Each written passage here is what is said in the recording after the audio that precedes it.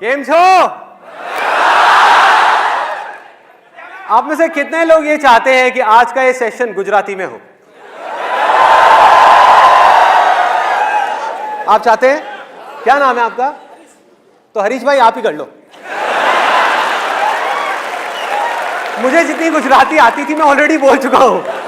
केम छो मजामा, बस। तो आज का ये सेशन शुरू करने से पहले मुझे यहां स्टेज पर 4 वॉलंटियर्स चाहिए। 1 मिनट, शांत गदाधारी भीम, शांत। पहले पूरा सुन लो कि करना क्या है। आपको 1 मिनट का टाइम मिलेगा और उस 1 मिनट के अंदर अंदर आपको कुछ भी बोल करके, कुछ भी अजीब अजीब सी हरकतें करके यहाँ पर जो ऑडियंस बैठी है उसको हंसाना है, उनको हंसाना है। अब हाथ उतना ही है, थोड़े कम हुए हैं? हाँ, काफी कम हो गए। भीम ने अपनी गदा डाल दी, बस हो गया काम। आगे और सुन लो, अभी यहाँ पे खत्म नहीं हुआ खेल। आपको यहाँ पर आकर के हंसाना है और एक छोटी सी कंडीशन है उसके अंदर कि आपको कोई संता बनता का जोक नहीं सुनाना, कोई भी जोक नहीं सुनाना, किसी दूसरे का मजाक नहीं उड़ाना, खुद का मजाक उड़ाना है। खुद के फेलियर्स का, खुद की वीकनेसेस का मजाक उड़ाना है यहां पर स्टेज पर आकर के। और उन चारों में से जिसने भी सबसे ज्यादा हंसाया, यहां पर जो लोग बैठे हैं उनको, उसको एक ट्रॉफी मिलेगी।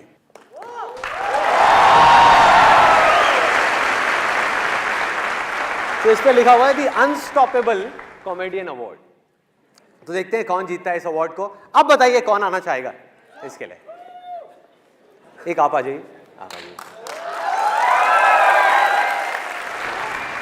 मैं गारंटी लेता हूं मैं हंस सकता हूं। आप गारंटी देते हो? आ जाओ, आ जाओ, आप आ जाइए।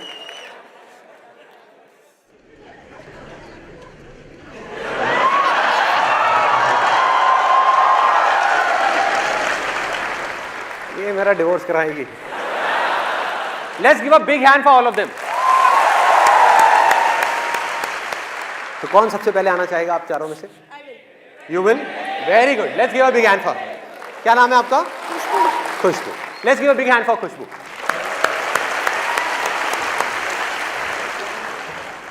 खुशबू क्या करते हैं आप? I am housewife for now. Okay. My husband is तो आपके हाउस से शादी हुई है? आपके हस्बैंड बैठे हैं यहाँ पर, कहाँ पर है?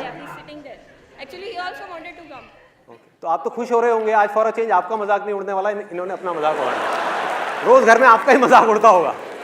जैसे मेरी वाइफ मेरा बड़ा मजाक उड़ाती है, कहती है ये आसान है तो ठीक है, ये क्या होता है? कहती है ये क्या है? शाहरुख खान हो? कौन हो भाई? तो आज आपको इनका नहीं अपना मजाक उड़ाना है, ठीक है? कुछ भी, अपनी कैसी भी वीकनेसेस का, अपनी बेवकूफ़ियों का। हर एक इंसान में स्ट्रेंथ्स भी होती हैं और वीकनेसेस होती हैं। और ये सब क्यों हो रहा है, इसके पीछे क्या लॉजिक है, क्या मोटिव है मेरा, ये होने के बाद में आप लोगों को बताऊंगा कि इसके पीछे इसका आज के सेशन से क्या कनेक्शन है। Let's give a big hand for खुशबू।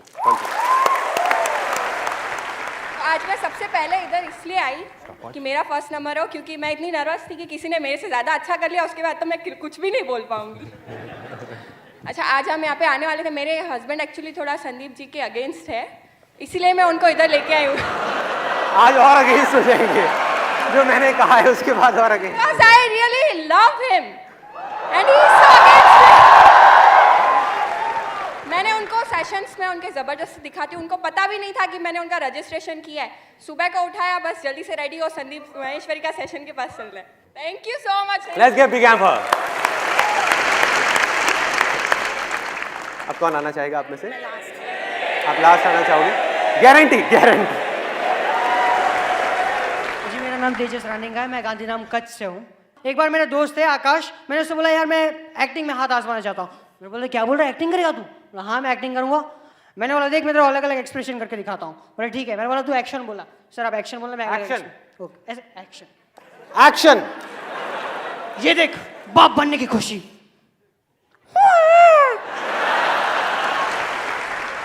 एक और सैड सीन। एक्शन बोलना यार, एक्शन बोल। एक्शन यार, एक्शन।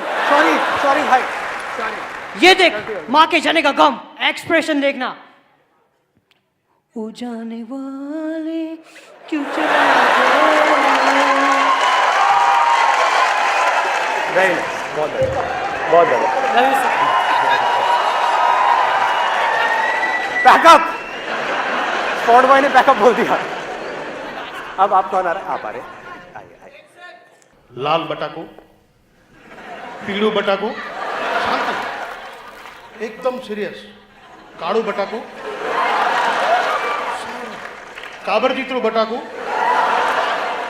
धोळू बटाकू, हसता हसता,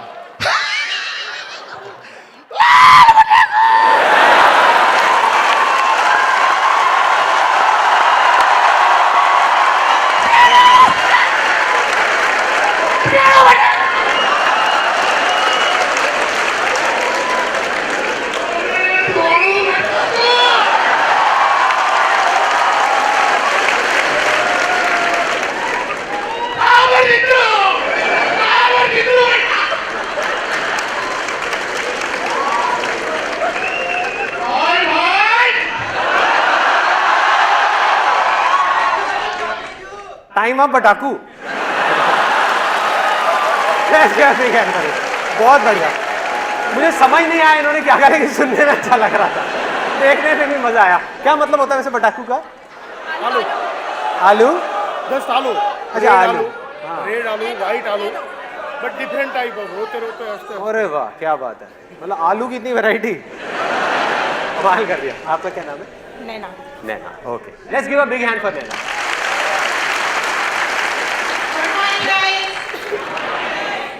एक्चुअली मैं यहाँ पे आप लोगों को हंसाने के लिए स्टेज पे नहीं आई हूँ, मुझे कोई टॉफी नहीं चाहिए, मैं दूसरे पर्पस के हिसाब से स्टेज पे आई हूँ। So sorry for that, but मैं जो यहाँ पे करने आई हूँ, please help me. Thank you madam. चलो let's give a big hand for. इन्होंने आए यहाँ पे ट्राई किया। मेरा नहीं हुआ पूरा अभी तक, just wait। अच्छा है अभी? ओह ओके, पिक्चर अभी बाकी है दोस्त। हाँ। Will you please marry me?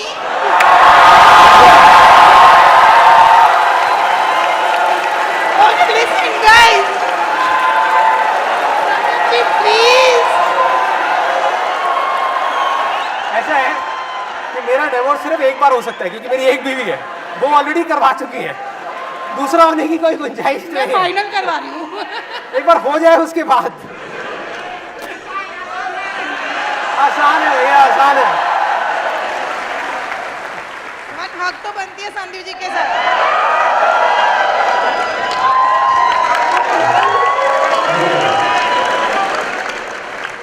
चलिए let's give a big hand for all of them.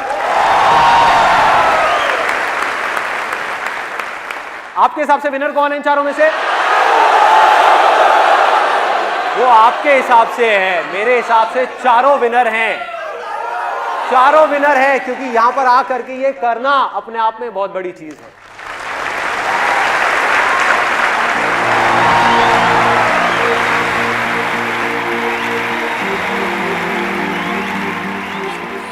आप डर क्यों रहे इतना?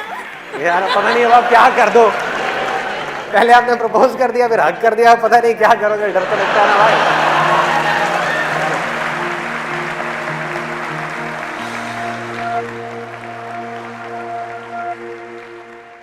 अब मैं आपको बताता हूं कि ये जो अभी किया यहाँ पर स्टेज पर, मतलब इन लोगों ने आ करके अपना मजाक उड़ाया। वैसे इन्होंने अपना कम, मेरा ज़्यादा मजाक उड़ा दिया लेकिन ये जो किया उसका आज के इस सेशन से क्या कनेक्शन है? आप में से कितने लोग हैं जो हमेशा हर हाल में, चाहे लाइफ में कुछ भी चल रहा हो, खुश रहना चाहते हैं, हंसते खेलते रहना चाहते हैं, मतलब बिल्कुल बच्चे के जैसे मस्त रहना चाहते हैं? सब चाहते हैं। इसका सबसे आसान रास्ता पता है क्या है? हमें खुद पर हंसना सीखना है। यही आज के सेशन का थीम है।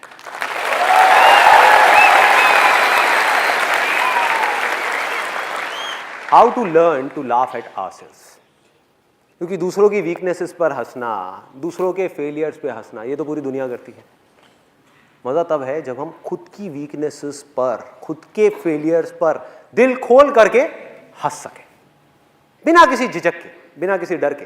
सिर्फ दिखाने के लिए नहीं कि अगर एक ग्रुप में खड़े हैं 10 लोगों के साथ में और हमारा मजाक उड़ रहा है तो मुंह पे ऊपर ऊपर तो हंस रहे हैं, अंदर अंदर गालियां दे रहे हैं। ये बोल ले बेटा, तू मुझे बोल, मैं तेरे को बोलूंगा अभी थोड़ी देर बाद। तू मेरी नाक के बारे में बोल, मैं तेरे दांत के बारे में बोलूँगा।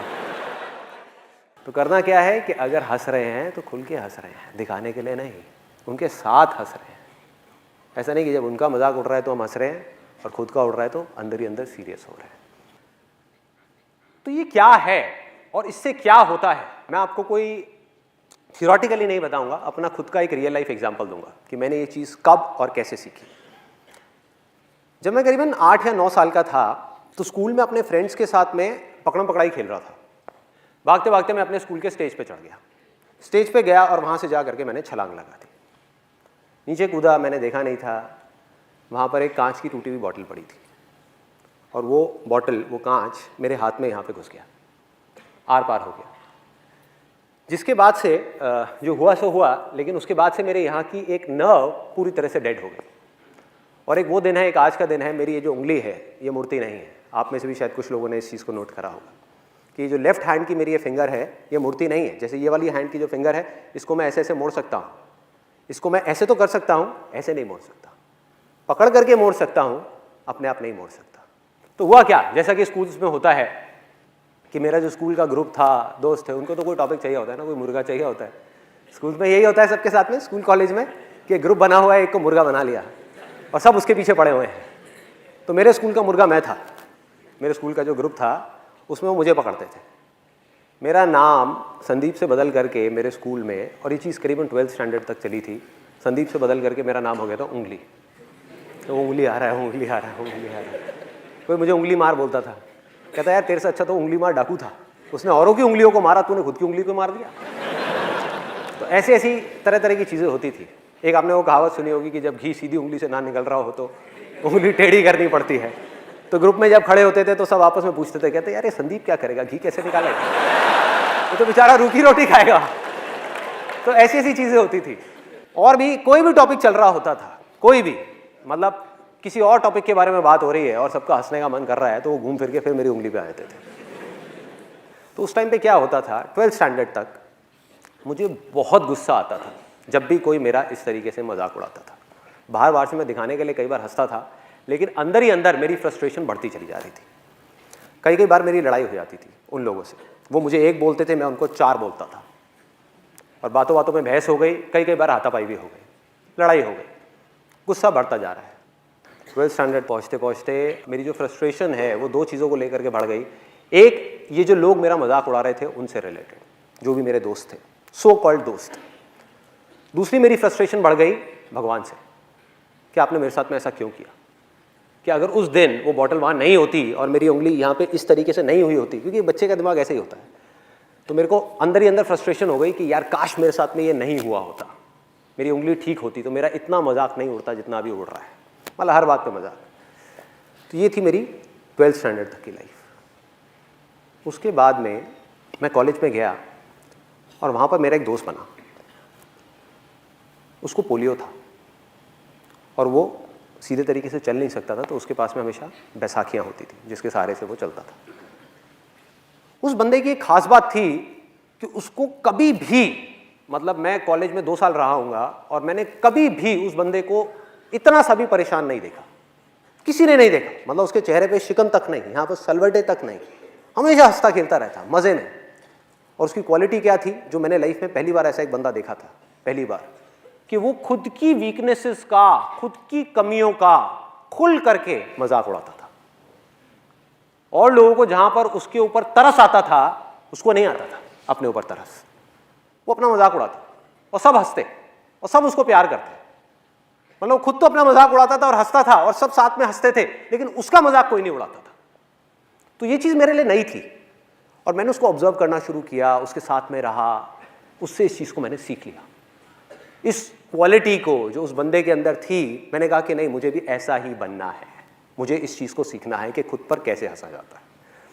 और इसको मैंने प्रैक्टिस करना शुरू किया। पहले अपना थोड़ा थोड़ा सा मजाक उड़ाया, ये किया वो किया, अपनी वीकनेसेस का, अपनी उंगली का ही मैंने थोड़ा थोड़ा मजाक उड़ाना शुरू कर दिया, थोड़ा थोड़ा।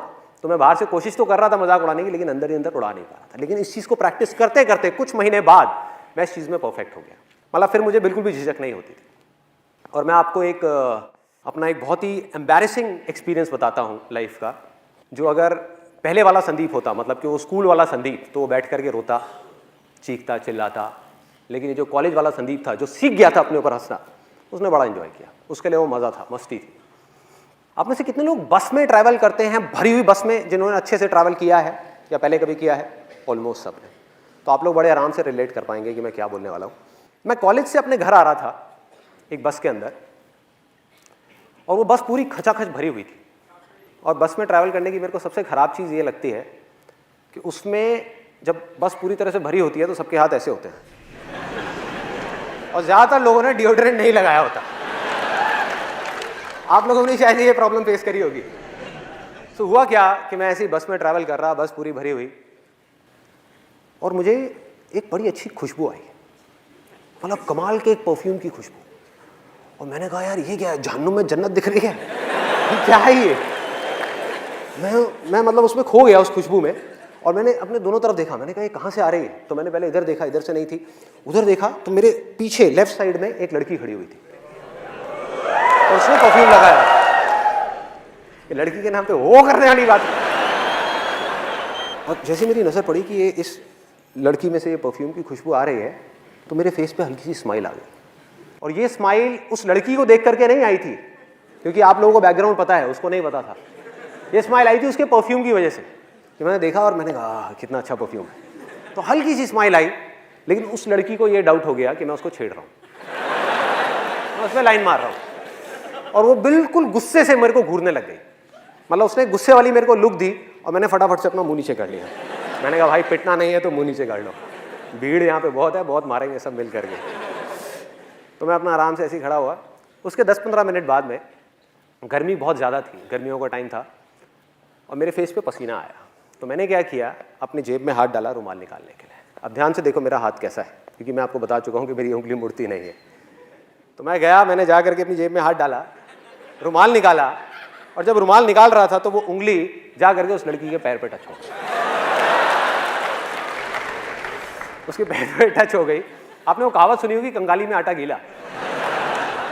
बिल्कुल ऐसे ही कुछ मेरे साथ में हुआ कि पहले ही मेरी पिटने वाली हालत थी, और ऊपर से वो उंगली जा करके उसके पैर पे टच हो गई। मैं रुमाल लेकर के चुपचाप अपने फेस पे आया, और मेरी हालत ख़राब। मैं मन ही मन सोच रहा, मैंने कहा भाई अब क्या करूँ? 2 ऑप्शन है मेरे पास में। एक तो ये है कि पलट करके इसको फटाफट से सॉरी बोल दूँ, लेकिन उसमें एक रिस्क है कि क्या हो अगर उसको पता ही नहीं है कि उंगली मेरी थी इतनी भीड़ में।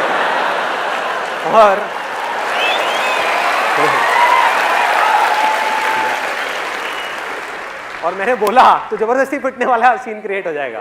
वो कहेगी अच्छा मेरे को उंगली मारी, तूने मारी? तो मैंने कहा भाई, तो मैं दूसरा ऑप्शन मेरे पास में ये था कि मैं चुप रहूं, आराम से देखता रहूं, मुंह नीचे करके ऐसे रिएक्ट करूं जैसे कुछ हुआ ही नहीं है। तो मैं सोच ही रहा था इन दोनों ऑप्शंस में से मैं कौन सा चूज करूं। इतनी देर में मेरे यहाँ पर राइट साइड में पीछे से किसी का हाथ आया, मतलब तगड़ा, जैसे सनी देओल का हाथ है ना, 2.5 किलो का हाथ, वो आया यहाँ पे थड़ थड़ थड़ ऐसे करके। ओए, पीछे से आवाज़ आई, ओए। मैंने पीछे पलट करके देखा, और उस लड़की के साथ में एक लड़का खड़ा हुआ था, बॉडी बिल्डर टाइप का।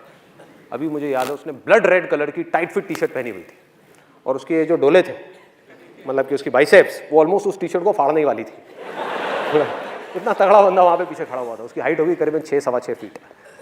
तो मैंने उसको पलट करके देखा, और पलटते ही अब मेरे को समझ ही नहीं आया मैं क्या बोलूँ।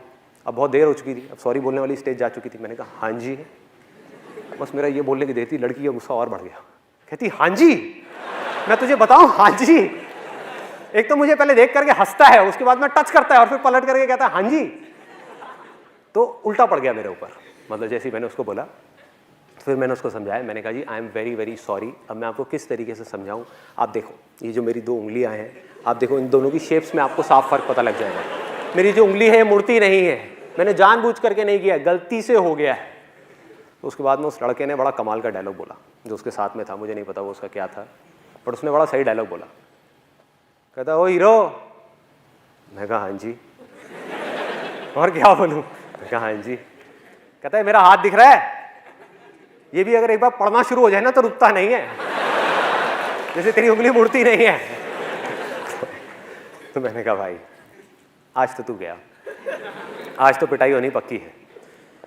फिर उसके बाद में मैंने जितनी मैं कोशिश करता चला जा रहा था उतनी ही गड़बड़ होती चली आ रही थी। और ऐसे में गड़बड़ क्या होती है कि यहाँ तक तो ठीक था, मतलब ये जो लड़का था और ये लड़की थी, इसको तो मैं फिर भी किसी तरह से हैंडल कर लेता। लेकिन ऐसे में क्या होता है, जितनी भी भीड़ होती है वो सब लड़की की तरफ हो जाती है। उनको ये लगता है कि सारे लड़के ही बुरे हैं, और कोई समझने को तैयार नहीं, मतलब किसी को पता ही नहीं कि हुआ क्या है। और वहां पर पीछे एक मूंछों वाले अंकल खड़े थे, वो बोलते कहते ओए शर्म नहीं आती तेरे को, तू लड़की को छेड़ता है, भरी बस में लड़की को छेड़ रहा है। मैं पलटा, मैंने उनके हाथ जोड़े, मैं कहा अंकल जी आज तक मैंने अपनी गर्लफ्रेंड को नहीं छेड़ा, मैं इनकी गर्लफ्रेंड को क्या छेड़ा। मतलब मैं समझाने की कोशिश कर रहा हूं, मैंने कहा एक बार देखो तो सही, देखो तो सही। कहते गंदे गंदे इशारे करता है, चल साइड हो चल। मतलब कोई भी अपनी वाइफ की फ्रस्ट्रेशन, अपनी जॉब की फ्रस्ट्रेशन आकर के मेरे पे निकाल रहे हैं, आकर के ले ले धक्के धक्के देते देते। तो कब मुझे धक्के पड़े और कब मैं बस के आगे तक पहुंचा, कब कंडक्टर ने बस रोकी और मैं बस से उतरा, मुझे पता ही नहीं लगा। सब कुछ अपने आप हो गया। धक्के खाते खाते खाते खाते बीच रास्ते में मुझे बस से निकाल दिया। इनफैक्ट मेरा जो कॉलेज का बैग था वो भी बस में रह गया। और मैं उतरा, और उतर करके अगर वो पहले वाला संदीप होता, वो स्कूल टाइम वाला, तो वो क्या करता, वो रोता। वो जा करके उस भगवान को बोलता, हे भगवान तूने मेरे साथ में क्या किया, मेरी तो कोई गलती भी नहीं थी, ऐसे पिट गया, ऐसे मेरे कपड़े फट गए, ऐसे ये सब हो गया। यही करता। और दूसरी चीज क्या करता, इस एक्सपीरियंस को, ये जो हुआ मेरे साथ में, इसको एक भयानक सपना समझ करके भूलने की कोशिश करता। ये भूल जाओ। और मजे की बात पता है क्या है, आप जितना भी किसी चीज को भूलने की कोशिश करते हो वो चीज उतनी ही याद आती है। हुआ है आप लोगों के साथ ऐसा? जितनी कोशिश करता वो अंदर ही अंदर मेरे रह जाता, मतलब बाहर नहीं आ पाता कभी भी। लेकिन ये था पहले वाला संदीप, मतलब कि वो स्कूल वाला संदीप जो अपने कॉलेज के फ्रेंड से नहीं मिला था, लेकिन वो मर चुका था। अब था ये कॉलेज वाला संदीप। मैंने क्या किया, वहाँ से उतरा, मैंने कहा यार बैग तो अंदर रह गया है, लेकिन दोबारा पिटने की मेरी हिम्मत नहीं थी। तो मैंने कहा दोबारा जाना तो बस के अंदर ठीक नहीं है। तो साइड में आया, वहाँ पर आ करके एक पानी की रेडी वाला खड़ा हुआ था। गर्मियों के अंदर वहाँ पे पानी की रेडी वाले खड़े होते हैं। उससे बढ़िया सा नींबू पानी बनवाया, नींबू पानी बनवा करके रोड के साइड में बैठा और हंसने लगा, अपने ऊपर ही हंसने लगा। मतलब अकेले में खुद का मजाक उड़ा रहा था और बार बार सोच रहा। मैंने कहा यार मैंने सॉरी क्यों नहीं बोला। और अपने घर गया, वहाँ जा करके अपनी सिस्टर को एक किस्सा सुनाया। मैं कहा देख भाई मेरे साथ में ऐसी ऐसी चीज़ें हुई हैं। सिस्टर भी बहुत हंसी, कहती भैया तू तो बिल्कुल ही बेवकूफ़ है, बिल्कुल ही पागल है, ये क्या ज़रूरत थी ये सब करने की। मैंने कहा मैंने किया थोड़े वैसे ही हो गया, मैं क्या करूँ। उसके बाद में अपने उन स्कूल फ्रेंड्स के पास में गया, वही जो मेरा बहुत मजाक उड़ाते थे, उनके पास में गया, उनको भी जा करके अपना पूरा किस्सा सुना दिया। और वो भी बहुत हंसे, कहते हमने सही नाम रखा था तेरा, उंगली देख उंगली करी दी ना तूने। कहता तू बाज नहीं आया, पंगे ले ही लिए ना। मैंने कहा हाँ यार क्या करूँ, मैं ऐसा ही हूँ। तो अब फर्क क्या था, क्योंकि मैं खुद पे हंसना सीख चुका था, उस समय नहीं आता था। तो अब वो लोग जैसे ही मेरा मजाक उड़ाते, पहले वो मुझे एक बोलते मैं उनको दो बोलता, अब वो मुझे एक बोलते मैं खुद के बारे में एक चीज और ऐड कर देता। वो कहते हैं हाँ भाई उंगली। मैंने कहा हाँ यार तुम सही कह रहे हो, सही नाम रखा है तुमने मेरा, मैं हूं ही बेवकूफ, मैं हूं ही पागल। तो ये करते करते हुआ क्या, मजे की बात मेरे को अभी भी याद है, उनमें से एक लड़का जो मेरा सबसे ज्यादा मजाक उड़ाता था स्कूल टाइम में, उसने बोला, जब ऐसे ही कुछ देर तक ये चलता रहा, तो उसने बोला, कहता भाई संदीप तू बिल्कुल बदल गया है, तू तो बिल्कुल ही बदल गया है। और उसकी जो टोन थी ना बोलने की, वो खुशी वाली टोन नहीं थी। He was in a state of shock। वो सदमे में था कि भाई ये हुआ क्या इस लड़के को, वो सदमे में था। क्यों? क्योंकि उसकी पावर उसके हाथ से चली गई थी। सोचो किसी के हाथ में बहुत ज्यादा पावर हो और वो एकदम से चली जाए रातों रात, तो क्या होगा, वो कैसे रिएक्ट करेगा, वो शॉक में आ जाएगा ना, कहेगा भाई ये क्या हुआ है, ये हो क्या रहा है। क्योंकि उसकी पावर थी क्या, उसकी पावर थी मेरा गुस्सा। मुझे गुस्सा आता था और वो मुझे गुस्सा दिलाता था। मैं चिढ़ता था, वो मुझे चिढ़ाता था। मैंने चिढ़ना बंद कर दिया, अब वो किसको चिढ़ाएगा। सोचो, उसकी पावर गायब, उसके जोक्स फेल, पूरी तरह से फेल। मतलब वो कुछ भी कोशिश करता हो फेल, किसी को हंसी नहीं आती। उसके बाद में जो मैं अपने बारे में बोलता हूं उसमें ज्यादा हंसी आती। तो ये मेरा लाइफ का छोटा सा मैंने आपको एक्सपीरियंस बताया कि किस तरह से अगर हम अपने अंदर एक इतना छोटा सा चेंज लेकर के आ जाए तो किस तरह से हमारी लाइफ एक बिल्कुल ही अलग डायरेक्शन पे निकल जाती है। सोचो मेरे अंदर का गुस्सा मर गया, फ्रस्ट्रेशन गायब हो गई, दुख गायब हो गया, क्योंकि अब मुझे हंसने के लिए किसी और की जरूरत नहीं थी, टीवी देखने की जरूरत नहीं थी,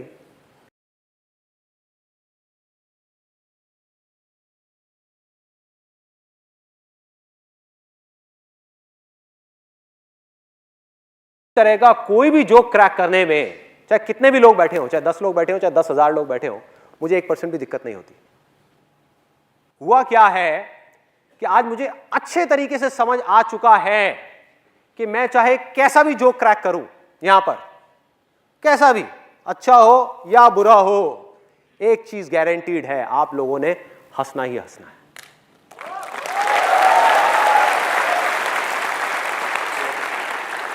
हंसना ही हंसना है, गारंटीड हंसना है। और ये मेरा कोई ओवर कॉन्फिडेंस नहीं है जो किसी इमेजिनेशन के ऊपर बेस्ड है, ये मेरा कॉन्फिडेंस है जो रियलिटी के ऊपर बेस्ड है। और मैं बताता हूं कैसे मैं ये बात बोल रहा हूं। मैंने कोई जोक क्रैक किया या कुछ बोला यहां पर आकर के, अगर आपको जोक समझ आ गया तो आप क्या करोगे? हंसोगे, उस जोक के ऊपर ठहाके मार मार के हंसोगे, खुल के हंसोगे। और अगर वो जोक समझ नहीं आया तो क्या होगा? तब भी आप हंसोगे। फर्क ये है कि आप मन ही मन मेरे जोक के ऊपर नहीं, मुझ पर हंसोगे कि कितना बेवकूफ आदमी है, ये तो पागल है बिल्कुल ही। मन ही मन आप हंसे ना, तो हुआ वो जो मैं चाहता था। मेरा मकसद क्या था? मेरा मकसद क्या था? ये नहीं था कि आप मेरे जोक के ऊपर हंसो, ये था कि आपकी जिंदगी में थोड़ी सी खुशी आ जाए, बस। अब इससे क्या फर्क पड़ता है कि आप मेरे जोक के ऊपर हंसो या मुझ पर हंसो? क्या फर्क पड़ता है? हाँ, या मेरी बेवकूफियों पे हंसो, या मेरे फेलियर्स पे हंसो, या मेरी वीकनेसेस पे हंसो। होता क्या है, जब हम धीरे धीरे इस रास्ते पे चलते हैं तो वो दिन दूर नहीं है जब सिर्फ हम अपनी छोटी छोटी वीकनेसेस का मजाक नहीं उड़ाते, बल्कि बड़े से बड़े फेलियर का भी मजाक उड़ा सकते हैं। बड़े से बड़े फेलियर का सोचो, ये क्या है? एक प्रॉब्लम है जिसके बारे में मैंने अपने लास्ट लाइफ चेंजिंग सेमिनार में बात करी थी। One of the biggest fears in the world, मतलब इस दुनिया में जितने भी डर हैं आपकी लाइफ में, उनमें से सबसे बड़े डरों में से एक वो था, सबसे बड़ा रोग। आप में से इतने सारे लोग यहां पर बैठे हुए हैं और मैं गारंटी के साथ कह सकता हूं कि जो आप कर सकते हैं, मतलब कि जो आपका पोटेंशियल है, आपको पता है अंदर से कि मैं ये कर सकता हूं, आप करना चाहते हैं फिर भी नहीं कर रहे। क्यों? क्योंकि अंदर ही अंदर बहुत गहराई में एक्सक्यूजेस दे रहे हो कि मैं इस वजह से नहीं कर रहा, उस वजह से नहीं कर रहा। रीजन कुछ और है। रीजन क्या है कि अंदर ही अंदर कहीं ना कहीं एक डर बैठा हुआ है कि यार मैं सक्सेसफुल हो गया तो बढ़िया है, अगर फेल हो गया तो मेरा कितना मजाक उड़ेगा। ये आता है अंदर से, ये डर हमको आगे बढ़ने से रोकता है, सबको रोकता है। किसी के अंदर कम है, किसी के अंदर ज्यादा है, सबके अंदर होता है ये डर। तो धीरे धीरे अगर आपने इसको प्रैक्टिस करना शुरू किया, अपने ऊपर हंसना शुरू किया, तो वो दिन दूर नहीं है भैया जब ये डर पूरी तरह से आपके अंदर से निकल जाएगा। आपको रत्ती भर भी फर्क नहीं पड़ेगा कि वो लोग आपके बारे में क्या सोचते हैं, क्या बोलते हैं, क्या कहते हैं। जिसका जो काम है उसने वही करना है। आप कुछ अच्छे से अच्छा भी कर लो ना लाइफ में, आप जा करके हिमालय के ऊपर जा करके झंडे गाड़ दो माउंट एवरेस्ट के ऊपर, तब भी जिसने आपके ऊपर हंसना है वो हंसेगा, वो कहेगा देखो पागल है, कहां पहुंच गया। तो कहेगा क्या जरूरत थी, तो कहेगा ये कोई काम है करने वाला, घर पे बैठो, टीवी देखो, खाओ पियो, मस्त रहो, क्या जरूरत है कुछ करने की। तो जिसने मजाक उड़ाना है, जिसका बेसिक नेचर है नेगेटिव चीजों को देखने का, वो नेगेटिव ही देखेगा भाई। तो फर्क क्या पड़ता है? और ये एक छोटी सी क्वालिटी है जो आप उन सब लोगों में देखोगे इस पूरे दुनिया में, जो भी लोग अपनी जिंदगी को खुल करके जी रहे हैं, चाहे कोई भी हो, उन्हें इतना सा भी फर्क नहीं पड़ता कि दुनिया उनके बारे में क्या सोचती है, क्या बोलती है। It does not make any difference to them. तो जीना है तो क्या करना है? खुल के जीना है और खुद पर हंसना है। खुद का मजाक उड़ाने से कभी भी पीछे नहीं हटना है, क्योंकि इससे होता क्या है, सिर्फ इतना नहीं होता, इसके और एक स्टेप और अंदर जाते हैं, थोड़ा और डीप में जाकर के देखते हैं क्या होता है। कि जैसे जैसे आपको खुद की वीकनेसेस का मजाक उड़ाना आ गया, खुद की बेवकूफियों का, खुद की कमियों का, खुद के फेलियर्स का, तो धीरे धीरे ये जो सक्सेस है ना, सक्सेस जो हमको मिलती है, हम उसका भी मजाक उड़ा पाएंगे। अपनी सक्सेस का, किसी और की सक्सेस का नहीं। और की सक्सेस का तो दुनिया मजाक उड़ाती है कि अपने पड़ोसी के पास में अपने से बड़ी गाड़ी आ गई, जरूर कोई गलत काम कर रहा है, जरूर कोई गड़बड़ काम कर रहा है, होता है।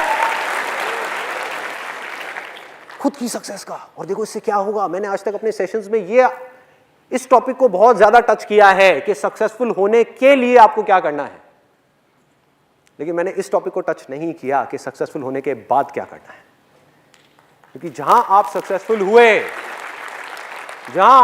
हुए, आपके पास में, आपकी फील्ड में आपका नाम हुआ, आपके पास में पैसा आया, आपके पास में पावर आई, तो आप चाहो ना चाहो उस सक्सेस ने आपके दिमाग पर चढ़ना ही चढ़ना है, गारंटीड चढ़ना है।